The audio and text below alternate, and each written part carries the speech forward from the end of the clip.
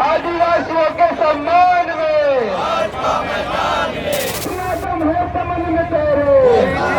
देखेंगे आदिवासियों का अपमान नहीं सहेंगे, नहीं सहेंगे, नहीं सहेंगे। सुरेश बघेल मुर्दाबाद, मुर्दाबाद। आदिवासी छत्तीसगढ़ में आदिवासी आरक्षण का विवाद लगातार गहराते ही जा रहा है।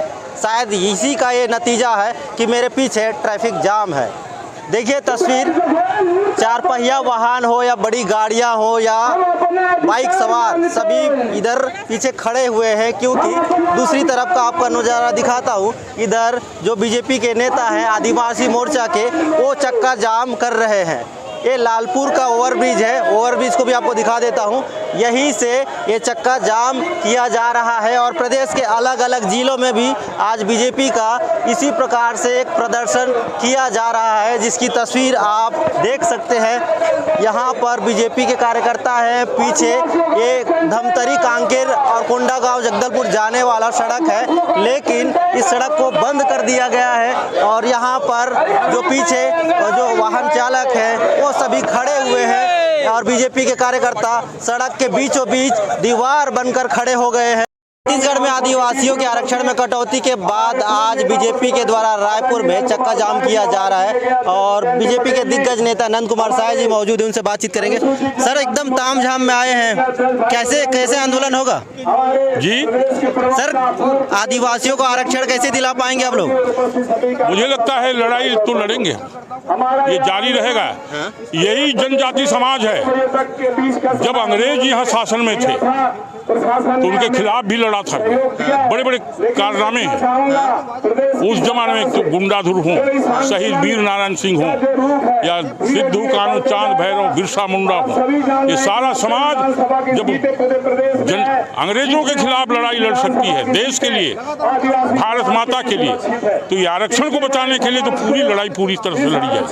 सर, ये कहा जा रहा है कि चुनाव सामने है, 2023 में चुनाव होने वाले हैं, इसीलिए आप लोग सड़क में उतर रहे हैं, सिर्फ पर राजनीतिक खेल खेला जा रहा है। ये पूरी तरह से गलत है।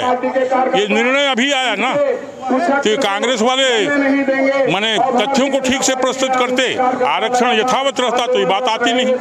ये तो तुम्हारी गड़बड़ियों के कारण, तुम्हारी लापरवाही के कारण ये सारा मामला आया है। इसके लिए जिम्मेदार भी तुम हो। ये राजनीति नहीं है, हमारे जीवन मरण का प्रश्न है, जनजातियों के आरक्षण को बचाने का विषय है, कोई राजनीति नहीं इसमें। सर, हमेशा देखा जाता है कोई ना कोई बड़ा लक्ष्य हासिल करने के लिए कुछ ना कुछ परिश्रम, कुछ ना कुछ त्याग करना पड़ता है। आप आदिवासियों को आरक्षण दिलाने के लिए क्या करेंगे?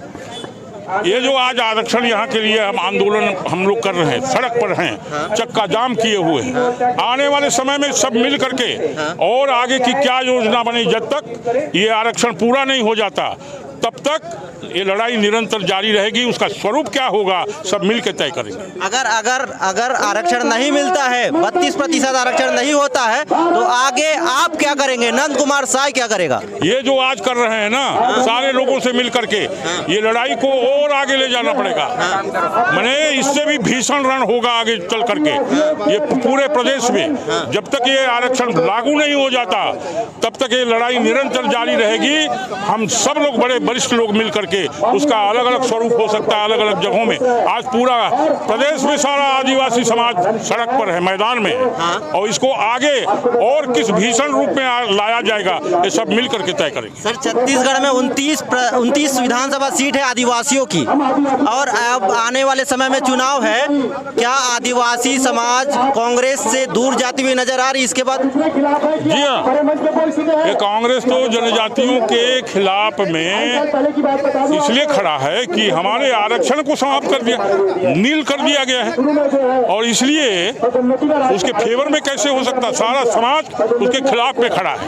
एक एक गांव में, एक एक गली में, एक एक माने देहात में 42 जनजातियां हैं यहाँ पर। सारा समाज आंदोलनरत है और इसलिए हम उम्मीद करेंगे कि हमारे जो जितने प्रकार की जनजाति है वो सारे के सारे मैदान में उतरे, और जब तक ये बहाल नहीं होता तब तक लड़ाई जारी रखें। कांग्रेस सरकार सुप्रीम कोर्ट गई है, विधानसभा का विशेष सत्र भी बुलाने का दावा किया जा रहा है। मुख्यमंत्री यही कह रही है कि ये बीजेपी के 8 सालों का गैर जिम्मेदाराना रवैया है, इसीलिए आरक्षण की कटौती हुई है।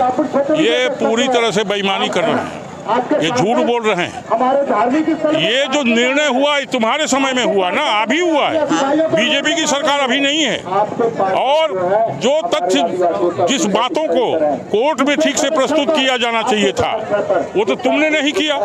ये तो निर्णय तो अभी आया है, अभी बीजेपी तो पावर में नहीं है। खाली दोष देने से तुम्हारे जो कुकर्म है, तुम्हारे जो लापरवाही है वो ढकेगा नहीं। ये सारी जिम्मेदारी सरकार की है, इस पार्टी की है। और ये जब तक नहीं बहाल होगा ये समाज लड़ाई के मैदान में सड़क पर रहेगा। तो ये बीजेपी का आह्वान समझिए या बीजेपी का ये आक्रोश समझिए, क्योंकि छत्तीसगढ़ में आदिवासी आरक्षण घटने के बाद ये पहला बड़ा प्रदर्शन है जब चक्का जाम किया जा रहा है। आगे भी बड़े बड़े प्रदर्शन करने की चेतावनी दी जा रही है। रायपुर से वीपी न्यूज़ के लिए रवि मेरी।